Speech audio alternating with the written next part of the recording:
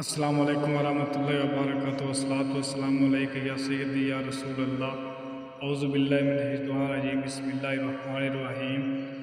وَإِنْ يَكَادُ الَّذِينَ كَفَرُوا لَيُزْلِقُونَكَ بِأَبْصَارِهِمْ لَمَّا سَمِعُوا الذِّكْرَ وَيَقُولُونَ إِنَّهُ لَمَجْنُونٌ وَمَا هُوَ إِلَّا ذِكْرٌ لِلْعَالَمِينَ۔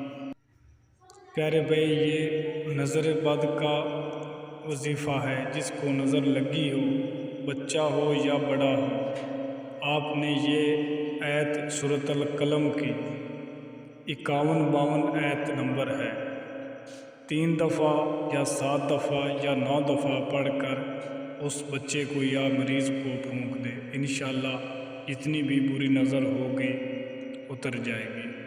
یہ جب نبی کریم صلی اللہ علیہ وسلم کو نظر لگتی تھی تو یہ آیت پڑھ کر پھونکی جاتی تھی۔